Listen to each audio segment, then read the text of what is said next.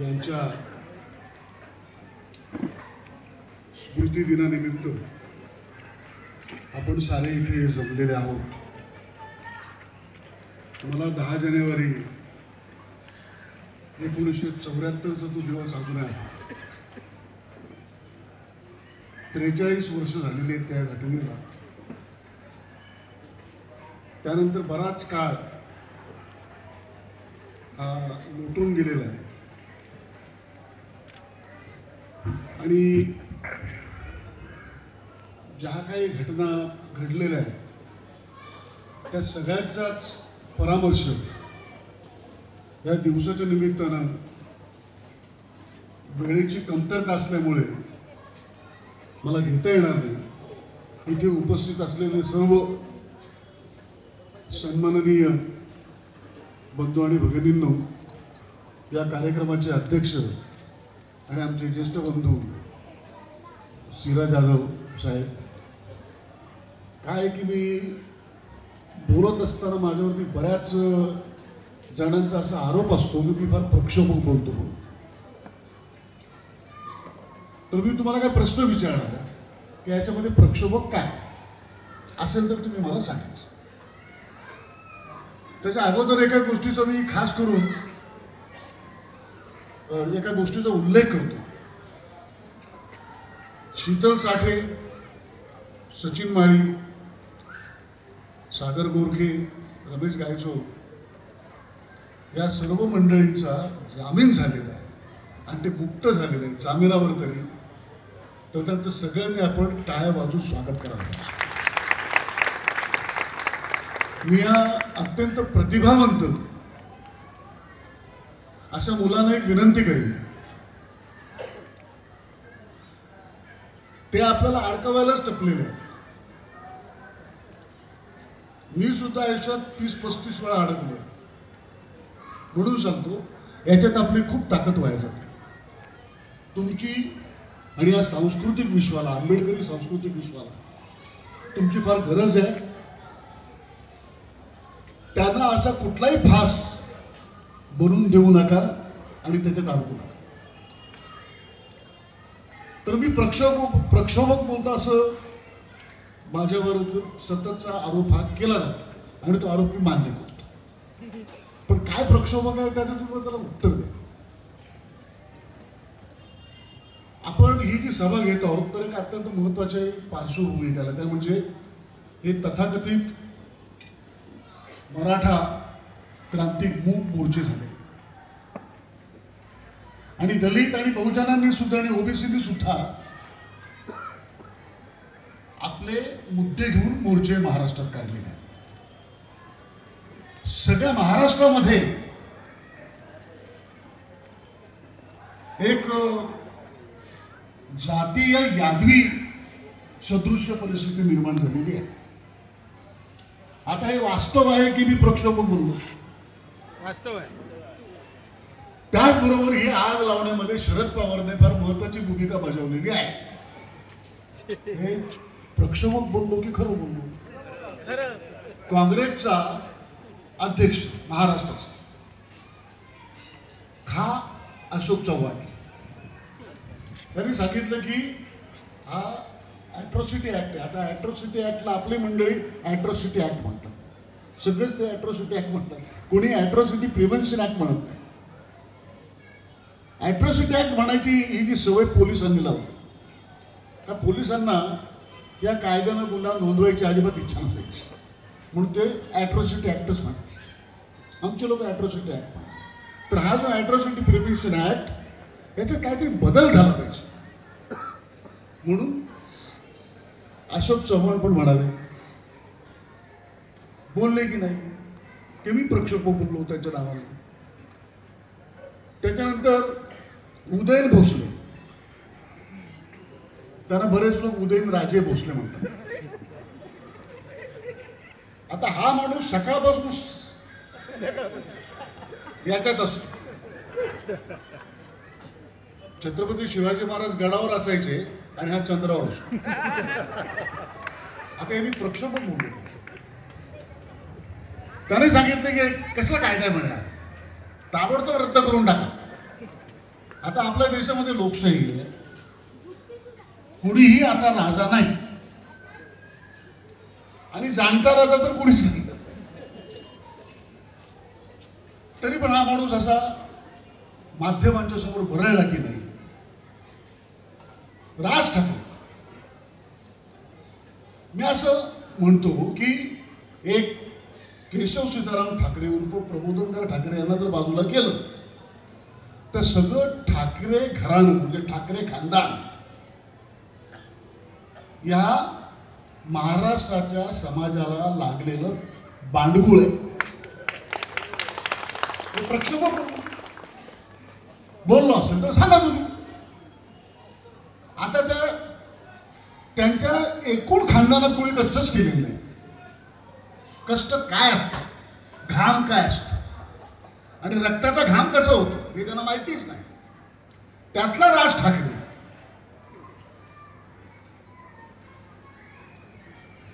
त्याने सुद्धा सांगितलं, ज्याला अॅट्रॉसिटी प्रिव्हेन्शन ऍक्ट मधला हे सुद्धा माहिती नाही, त्याने सांगितलं की हा कायदा रद्द व्हायला पाहिजे. अशा वेळेला महाराष्ट्रातला एक नेता असं म्हणाला की ते मोर्चे काढतायत, तुम्ही अजिबात मोर्चे काढू नका. आता अॅट्रॉसिटी ऍक्ट रद्द करा म्हणून ते म्हणतायत. त्यांच्या मुली आमच्या मुलीसारख्या, त्या बहिणीसारख्या आहेत, त्या म्हणतात की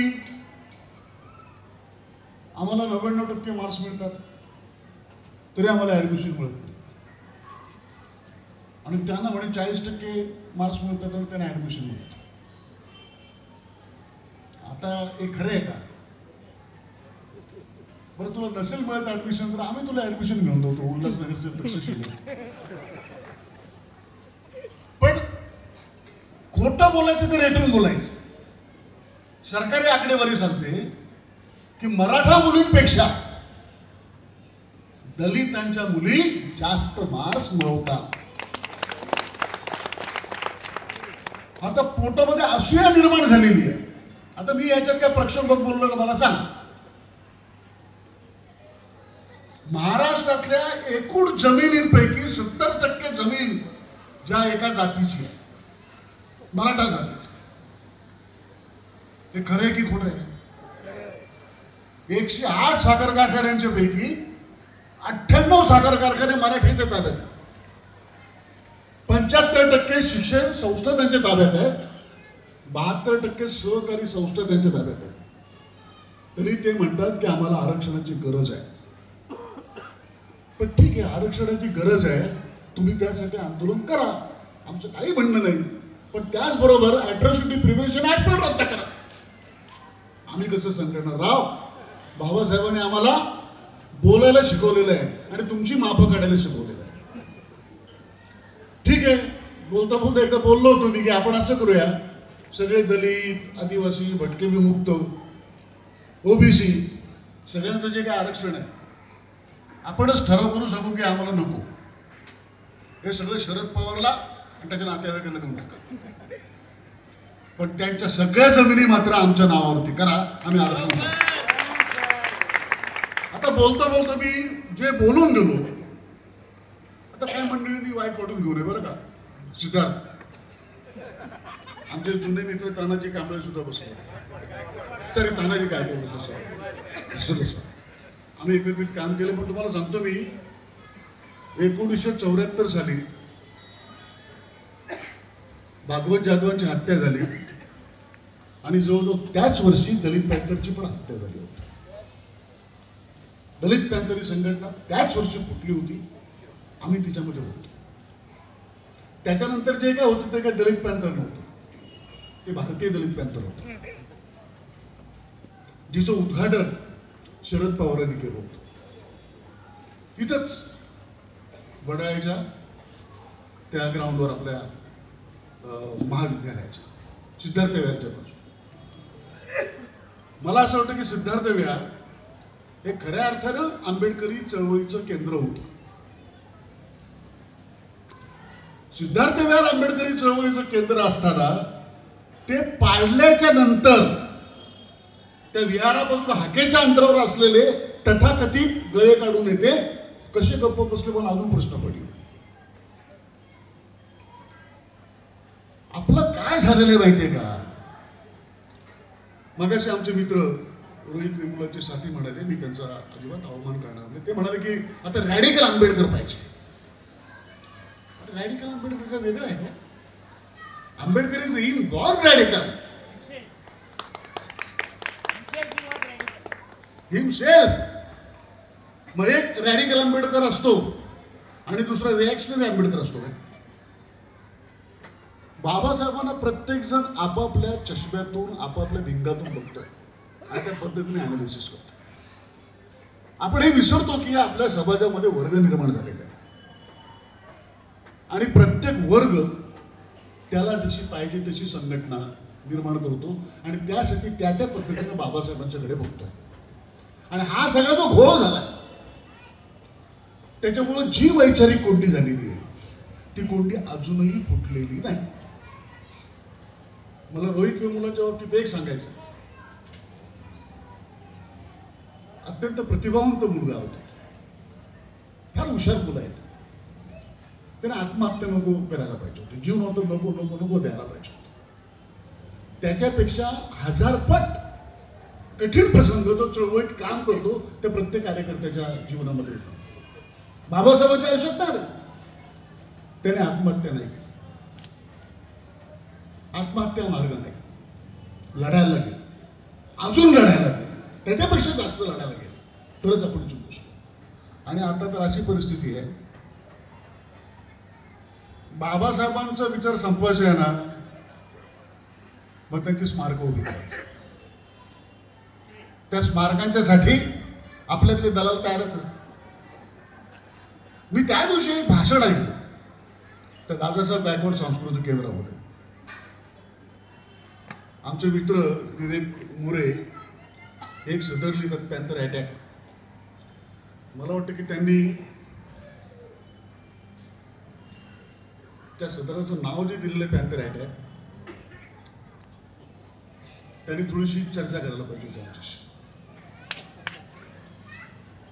त्या दिवशी दादासाहेब गायकवाड सांस्कृतिक केंद्रामध्ये एक बैठक एका माजी मंत्र्यांना बोलावली होती. कशासाठी? मुंबईमध्ये मोर्चा निघाला पाहिजे. त्या बैठकीमध्ये 60% शिवसेना आणि भाजपचे नेते. एक नेता उठला, त्याचं नाव भाई गिरकर. गिरकर बी भाई. तो भाई गिरकर आम्हाला सांगतो, मी सिद्धार्थ कासारे होता ना त्या सभेला, मी मोदींच्या सभांचं मीच आयोजन करतो, या मोर्चाचं पण आयोजन मी करणार.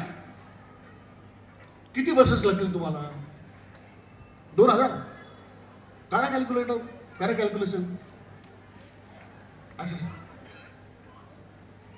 आम्ही त्याच्या तोंडावर सांगितलं की बाबासाहेब आंबेडकर जनता मोर्चे काढेल स्वतःच्या ताकदीवर, तुमच्या बसेसची गरज नाही, पायी येईल, पण भाजपचे पैसे नाही घेणार.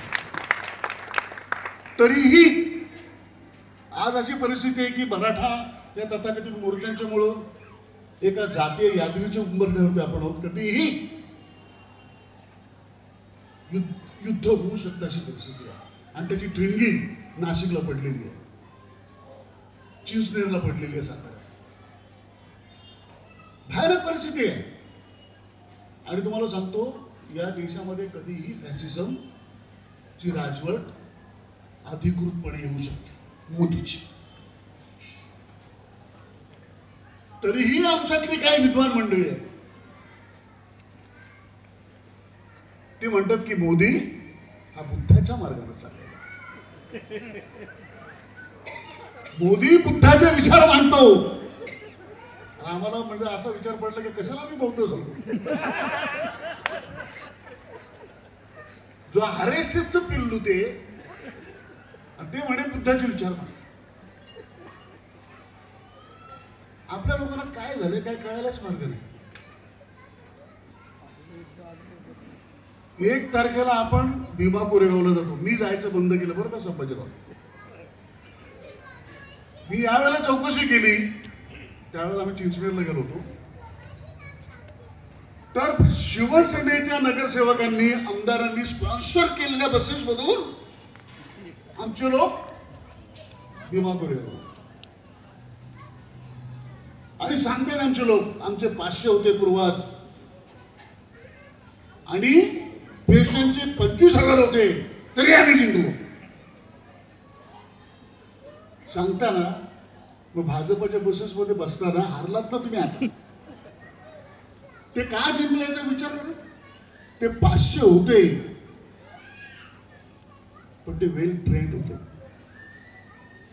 त्यांना मिलिटरी टॅक्टिक्स ब्रिटिशांनी व्यवस्थित शिकवले होते आणि ते शिस्तबद्ध होते. त्यांना त्यांचा शत्रू नेमका कळला होता. अरे तुम्ही शत्रूच्याच तंबूमध्ये आणि परत जाऊन तिकडे सॅल्यूट करताय त्या स्तंभाला. त्या स्तंभाचा अपमान करताय तुम्ही. जर तुम्ही जातीवंत बाबासाहेबांच्या अवलाद असाल तर RSS ला गाडण्याच्यासाठी हातात निळा झेंडा धरा, मनसेला लाथ मारा, काँग्रेसला लाथ मारा, राष्ट्रवादीला लाथ मारा आणि BJPला पण लाथ मारा. एका शहीदाच्या सभेत आपण आलेलो. शहीदाच्या सभेत आलो. पण झालंय काय? निळा झेंडा धरायचा ना कोणाच्याही पक्षात घुसायचं. काही ठिकाणी गेलो मुंबईमध्ये बुद्ध विहारांच्या मध्ये झालं त्रिशरण पंचशील सगळं अष्टांग प्रणाम वगैरे सगळं झाल्यानंतर त्या संयोजकांनी बुद्ध विहारांच्या आमच्या हातामध्ये स्मरणिका दिली. अख्खी स्मरणिका शिवसेनेने स्पॉन्सर केली. कशाला पाहिजे तुम्हाला बुद्ध विहार? जर जी बुद्ध विहार शिवसेनेच्या, भाजपच्या, काँग्रेसच्या आणि या शरद पवारांच्या पैशाने जर उभी राहत असतील, नको आम्हाला ती झोपड्याच्यासाठी बुद्ध विहार बांधा ना. कसं तुम्हाला मार्बल पाहिजे? बाबासाहेबांनी कधीही हा लुत्रेपणा केला नाही. बाबासाहेब स्वाभिमानाने जगले आणि आंबेडकरी चळवळीचा पहिला गुण आहे स्वाभिमानासाठी मरणे. आज आपण स्वाभिमानच विकलेला आहे. आणि तरुण मुलांच्या बद्दल मी सांगतो, मला फार चिंता वाटते, भयानक चिंता वाटते मला. तरुण म्हणजे जो फक्त वयाला तरुण असतो त्याला तरुण मानणं फार कठीण आहे. त्याला बाबासाहेब आंबेडकर कळलेला आहे, ज्योतिबा फुले कळलेला आहे, तोच तरुण असतो. ज्याला सावरकरांच्या मधला, गोळवळकर आणि बाबासाहेबांच्या मधला फरक कळत नाही तो तरुण असू शकत नाही. डुकरं पण तरुण असतात, कुत्री पण तरुण असतात. तरुण व्हायला काय तुम्हाला स्वतःचा विशेष प्रयत्न करावे लागतात काय? जगला तर आपोआप तुम्ही वृद्ध होता आणि आदरणीय होता. काय कष्ट नाही करायला लागत. तसे आतातले आमचे सगळे तरुण, त्यांच्यावर टीका करत नाही, असतील प्रतिभावंत, पण त्यांची सगळी प्रतिमा व्हॉट्सअपमध्ये आहे. व्हॉट्सअपच्या बाहेर निघायलाच तयार नाही. अरे उठा की तुम्ही, जा ना मासेसमध्ये, समजून सांगा ना मोदीचे बुद्धाचे विचार कसा मांडतो तो. मला एक सांगायचं आहे, मगाशी हे ताई बोलल्या ना, मला त्यांचं भाषण मला फार आवडतं. भाषण म्हणजे विशेष करून ॲक्सेंट फार आवडतं. मध्ये एक सिनेमा आला बघा सैराट म्हणून.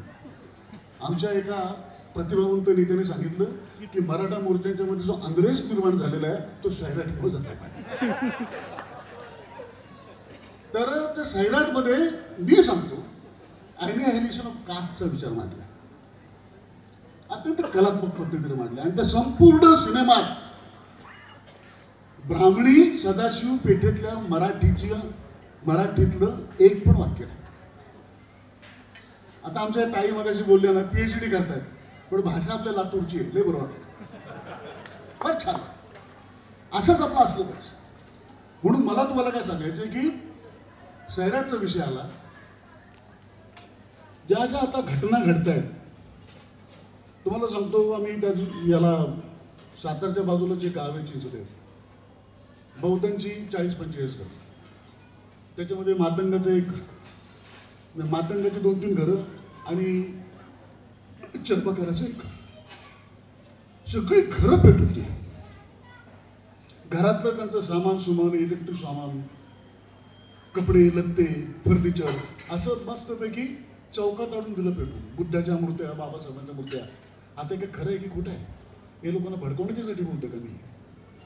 आणि जाताना एक मराठा लाख मराठा, आधी कानून नाही समजता येतो का मराठा? कायदा कळला पाहिजे. कायद्यामध्ये म्हणजे संविधानामध्ये स्पष्टपणे सांगितलेले आहे की कुठल्याही जातीला जातीच्या बेसवरती आरक्षण मिळणार नाही. समूहाला आरक्षण मिळतं, जात समूहाला आरक्षण मिळतं. मग ते म्हणतात की मग आता आम्हाला ओबीसीत घ्या, म्हणजे आता आम्हाला ओबीसीत घ्या. प्रश्न कसा आहे मराठ्यांचा आमचा? ते स्वतःला 96 कोळी म्हणतात, 92 कोळी म्हणतात. ते आता उदयन भोसले सारखे दिवसभर म्हणजे त्यांचं कुणबी आणि मराठा मलाच काही बऱ्याच वेळेला सरमिसळ दिसते. बरेचसे कुणबी दुपारी 12-1 वाजेपर्यंत कुणबी असतात, त्याच्यानंतर मराठा होतात आणि रात्री टाकले की छत्रपती होतात. ते वास्तव आहे. म्हणून माझं तुम्हाला एक सांगायचं की आपण असं करूया, आपल्यामध्ये प्रचंड मोठ्या प्रमाणामध्ये जादा प्रबोधन झाल्याच्या नंतर त्याचा आजीवन होतो. साधा समोर फोकस बघा, मी बसलो होतो, चष्मेतून असा आतमध्ये प्रकाश येतो, डोळ्यातून पाणी निघाला. आता 5000 वर्षाच्या अंदाजात आपण कितपत पडलो होतो. बाबासाहेबांनी आणलं आपल्याला धाडकन प्रकाशात. आता एवढा मोठा फोकस ज्ञानाचं पडलं की तर आपल्या समोरचं काहीच दिसत नाही. मोदीतला फरक कळत नाही आपल्याला आणि बाबासाहेबांच्यातला फरक कळत. अशी परिस्थिती झाली. सत्ता बाबासाहेब सांगितलं आता आमच्यामध्ये असे इतके कल्ट आहेत. आता रिपब्लिकन पक्षाचेच गट आहेत. गट सगळ्यांच्या मध्ये येतो. भारतीय बौद्ध महासभेत नाही, धार्मिक संघटनांच्या मध्ये नाही, काय काय संघटना तर टोटल विपक्षणवादी आहेत. किती कल्ट आहे. ते कशामुळे झाले? आणि म्हणून मला काय सांगायचं आहे की हे वेगवेगळे जे आपले विभाग जे पडले आहेत याचं काय करायचं एकदा ठरवा, एकत्र विचार करा. काही लोकांच्या मनात असं आहे, त्यांची थिअरीज अशी की बाबासाहेबांनी कधी सांगितलं नाही की आपण या देशातले मूळचे लोक आहोत, आपण मूळ निवासी आहोत आणि बाकीचे सगळे जे आहेत ते फॉरेनर आहेत. आता ब्राह्मणांना धरायचं, भारताच्या बाहेर हाकून द्यायचं, पण ते फॉरेनर आहे. आता भटक्या विमुक्तांच्यामध्ये इतक्या जाती आहेत, तुम्हाला मी माहिती म्हणून सांगतो. आता कोल्हाटी म्हणून जी जात आहे ना, तुम्हाला आश्चर्य वाटेल, ती जिप्सी आहेत, रशियन आहेत ते लोक. आता आपल्यामध्ये सुद्धा आपला माणूस दिसला ना का तो जनरली माझ्यासारखा असतो, पण एखाद एकदम गोरा गोरा पान, फुलासारखा छान, निळे निळे डोळे आणि आडनाव कांबळे असले तर आपल्याला डाऊट येतो तरी.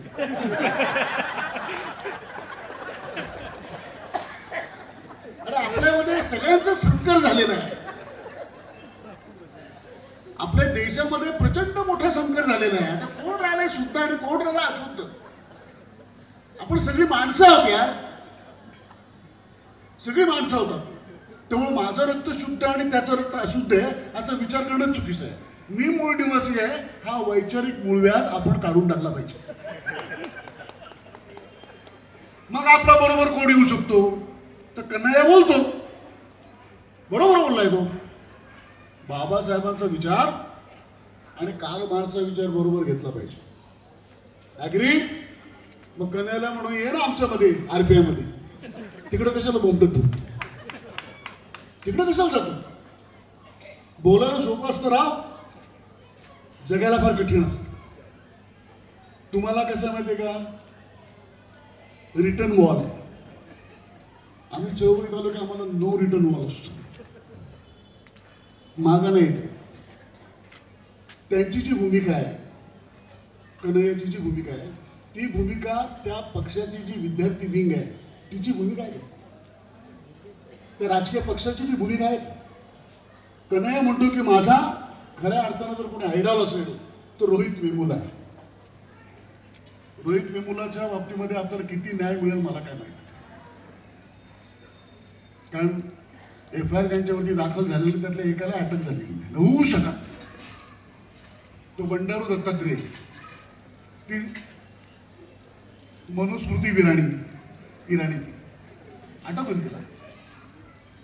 मोदीच्या बरोबर बसली ती मंत्रिमंडळात, तिला अटक होणार आहे. मला वाईट एका गोष्टीचं असं वाटतं की लाचारी आपल्यामध्ये किती विरली असेल. निषेध नाही होत, उलट गौरव होतो लाचारांचा. ज्या समाजामध्ये लाचारांचा आणि गद्दारांचा गौरव होतो त्या समाजाला भवितव्य नसतं. उन्हाचा प्रकार झाला. आम्ही उन्हाला गेलो होतो, गुजरातला गेलो तिथपर्यंत फार भयानक प्रकार आहे. पुढे अशी काही गोष्ट बघायला मिळाली. ज्या ज्या गावागावातून जायचो सगळी तरुण मुलं उभी असायची त्या उन्हाच्या मोर्चाला येण्यासाठी, आणि प्रत्येकाच्या हातात फक्त निळा झेंडा असायचा आणि बाबासाहेबांचा फोटो असायचा. गुजरात पेटला उन्हाच्या प्रकरणामुळे. आणि आमचा एक कथित नेता तिथं याच्यामध्ये बोलतो, संसदेत वैचारिक दृष्ट्या आपण पण खंडन केलेलं आहोत. बाबासाहेबांच्या वेळेला 14 तळ पेटवणारा जो समाज होता, मी म्हणतो तो वैचारिक दृष्ट्या अत्यंत प्रगल्भ होता. आता आपल्यामध्ये कमीत कमी 2-3 म्हणजे रेल्वेची गोडाऊन भरतील एवढे PhD आहेत, असंख्य प्राध्यापक आहेत. कवी बोलायलाच नको. जगात कुठलाही समाज आपल्या एवढ्या कविता प्रसवत नाही. तरी पण भूमिकेच्या बाबतीमध्ये सगळा गोविंदा झालेला. बसा की सगळं एकत्रित. कम्युनिस्टांना माझं एक सांगणं आहे, विशेष करून CPIच्या, त्यांनी जे काही लिटरेचर आता प्रसिद्ध केलेलं आहे मराठा मोर्चाच्या बाबतीमध्ये, पुनर्विचार करा. चुकीचं लिहिलं आहे. आपल्यातल्या एका फार मोठ्या विचारवंताने असे विचार मांडले की मराठ्यांचे जे मोर्चे आहेत मला त्याच्यामध्ये वर्ग संघर्ष दिसतो. कमाल. म्हणजे माणूस PhD झाला आणि 70च्या पुढे गेला का त्याला काही येड लागतं का? मराठ्याच्या मध्ये जे मोर्चे निघाले त्याच्यात वर्ग संघर्ष आहे. एक जातीय मोर्चे निघाले ते म्हणतात सकल मराठा आम्ही एकत्रित आहोत. नाही म्हणे, त्याचं असं म्हणणं त्या विद्वानाचं की हे जे तरुण आहेत त्यांचा आणि त्यांच्यातले प्रस्थापित आहेत त्यांच्यातला तो संघर्ष आहे. कुठं संघर्ष आहे? उलट त्यांच्यातल्या प्रस्थापितांनी जे मोर्चा काढायला लावले. आणखी सगळे तरुण आहेत त्या प्रस्थापितांच्या हातातली बाहुलं आहेत. जर त्या तरुणांना थोडीफार तरी जाणीव असली वैचारिक तर ते म्हणाले असतील की या महाराष्ट्रामधल्या सगळ्या प्रस्थापितांच्या विरोधांच्या विरोधात प्रत्येक जातीतल्या विस्थापितांना आपण एकत्रित करू. तसं नाही झालं. म्हणून माझी तुम्हाला कळकळीची विनंती आहे की मोठा वैचारिक कल झाला पाहिजे, वैचारिक संघर्ष झाला पाहिजे. And I want to say hello I want to say you that Baba Saheb Ambedkar is inborn a radical personality. He is the revolutionary in Indian concept, context. So please understand it. आपला वेगळा radical Ambedkar मानण्याची काही गरज नाही. आता माझ्या काही मित्रांना मी बोलल्याच्या नंतर जरा झुंबल्यासारखं होतं बरं का. नवीन आता जाऊ दे, आता तपशिलात मला नाही जायचं. नाही त्या तपशिलात नाही जायचं. मला मुलांना एवढं सांगायचं, मला प्रामाणिकपणे तुम्हाला सांगायचं, मला माओबद्दल प्रचंड आदर आहे. माओचा सगळा इतिहास, त्याची सगळी लढाई विद्यार्थी दशेतच आम्ही वाचून काढली, प्रचंड आदर आहे. पण भारत चीन नाही. भारत चीन नाही. ज्या पार्श्वभूमीवरती चीनची क्रांती झाली ती पार्श्वभूमी भारतात नाही. तुम्ही चीनचं मॉडेल, रशियाचं मॉडेल डोळ्यासमोर ठेवून भारताच्या चौकटीत त्याला फिट करायचा प्रयत्न करायला तर चुकीचं. 10 वेळा मी तुम्हाला सांगतो राव, बाबासाहेबांचं कोट बाबासाहेबांचं कोट आहे, त्यांना कशाला माओचं कोट घालताय. राहू दे ना, त्यांचं कोट त्यांच्याकडे, यांचं कोट यांच्याकडे, ते प्रत्येक जण आपापल्या परीनं मोठे आहे. पण या देशातली जर क्रांती, सामाजिक, राजकीय, सांस्कृतिक क्रांती जर घडवायची असेल तर बाबासाहेब आंबेडकरांचा विचार हा प्राथमिक असेल आणि मार्क्सचे विचार त्याला जोड म्हणून मध्ये त्याला घेता येऊ शकतो. म्हणून तुम्हाला एक सांगायचं, कार्ल मार्क्स जन्माला आला फार बरं झालं. खूप बरं झालं. म्हणजे अर्थशास्त्राचे नवे सिद्धांत पुढे आले, शोषणाचे सगळे रस्ते आपल्याला माहिती झाले. पण कार्ल मार्क्स जन्माला आला नसला तरी आपलं फारसं काय वाईट नसतं झालं. पण ज्योतिबा फुले जन्माला नसते आले तर आपलं वाटोळं झालं असतं. लेनिन जन्माला आला फार बरं झालं. माओ जन्माला आला त्याच्यावरून बरं झालं. स्टॅलिन जन्माला आला फारच मस्त झालं.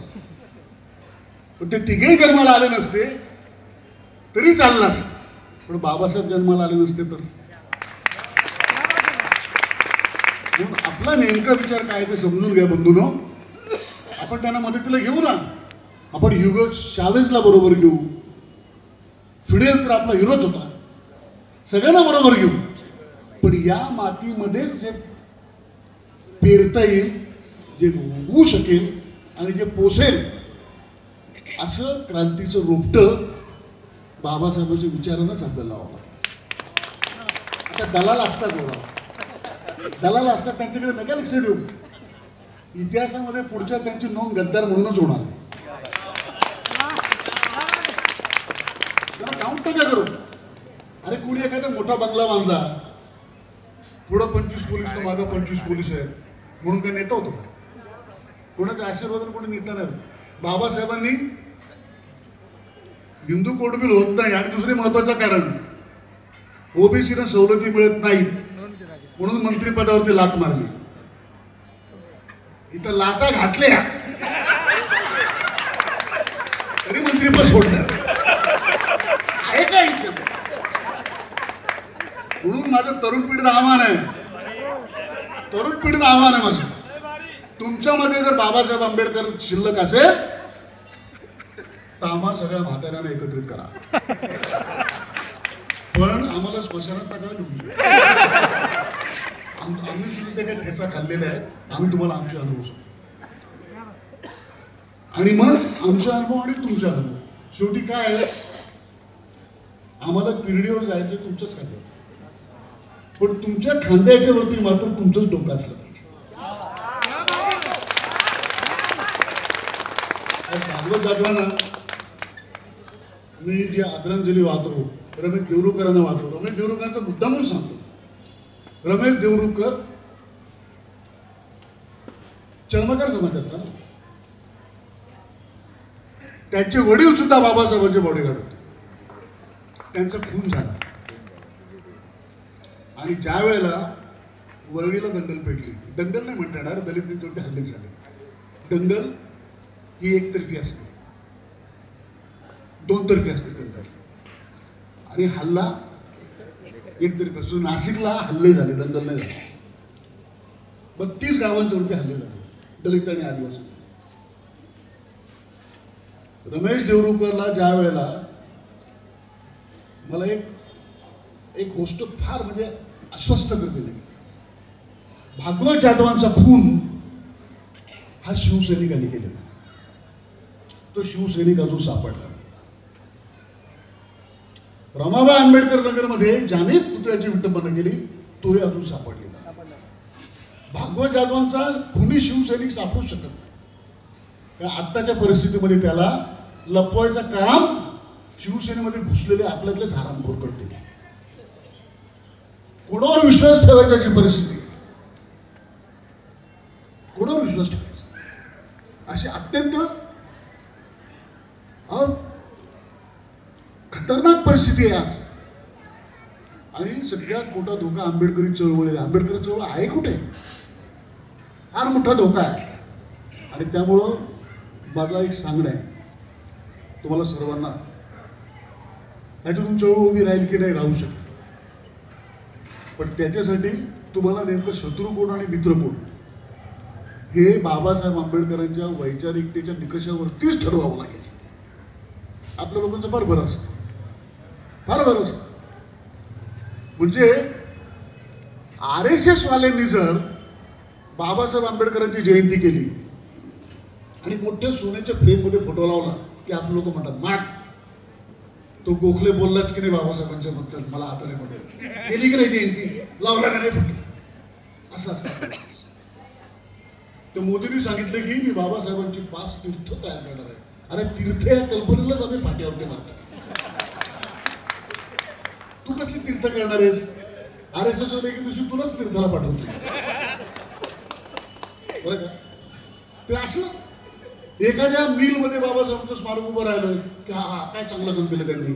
तुम्हाला असं स्मारकांच्या याच्यामध्ये अडकून टाकलं सापळ्यांच्या मध्ये आणि भ्रमिष्ट करायचं काम चालू आहे. याला त्याला लागू नका. जोपर्यंत या देशामध्ये दलितांची, शोषितांची, आदिवासींची, कष्टकऱ्यांची, मुस्लिमांची खऱ्या अर्थानं शोषण विरहित कामगारांची अशी सत्ता स्थापन होत नाही तोपर्यंत खऱ्या अर्थानं बाबासाहेबांचं स्मारक उभं राहिलं जाणार नाही. हे खरं बाबासाहेबांचं स्मारक. आणि ती व्यवस्था उभं करण्याच्यासाठी शहीद भागवत जाधव यांचं योगदान आपल्याला सतत प्रेरणादायी आहे. मला बरं वाटलं इथं रिपब्लिकन पॅन्थरचं नाव आहे. आमचे सहकारी सुधीर ढवळे चांगलं माहिती असेल की ते नाव देताना रिपब्लिकन पॅन्थर जाते आणि तिचं वय नाव मीच दिलं होतं. मतभेद असू शकतात, मतभेद असू शकतात. आपण जे काय संघटन उभं केलं होतं माझं तेच म्हणणं होतं की ते संघटन आपण चालवलं पाहिजे. त्या संघटनेवरती नियंत्रण आपलं असलं पाहिजे. आपल्याला कोणीतरी चालवणार असतं का? आपला कोणीतरी वापर करतो असं असतं का? ही भूमिका होती. अजूनही काही फारसं अंतर पडलेलं नाही. माझं या सगळ्या मला माहिती आहे म्हणजे सागर गोरखे किती प्रतिभावंत कलावंत आहे. तो सागर गोरखेचं मेन स्ट्रीम म्हणजे मेन स्ट्रीम कसं ते घाणेरडी स्ट्रीम आहे. पण धंदेवाई जर कला सृष्टी जर आला तर त्याचा इतका मोठा अभिनेता नाही कोण. खूप प्रतिभावंत मुलं आहेत. या सगळ्या मुलांचा उपयोग अजूनही आपण खरं सांगतो मी टेरेन थेअरीच्या बाहेर निघाला आहोत. भारत देश फार मोठा आहे. त्याचा विकास असमान झालेला आहे. जे मणिपूरमध्ये जे वातावरण आहे ते महाराष्ट्रात, तेलंगणामध्ये जे वातावरण आहे ते मध्य प्रदेशात, पंजाबमध्ये जे वातावरण आहे ते बंगालमध्ये. म्हणून हे असं राजकीय चित्र दिसतं. याला अक्षर एकच इलाज आहे. आज आपली अखिल भारतीय एक पण दलितांचं संघटन आहे का? सगळं शेड्यूल कास्ट फेडरेशनच्या नंतर अखिल भारतीय स्वरूपात आपलं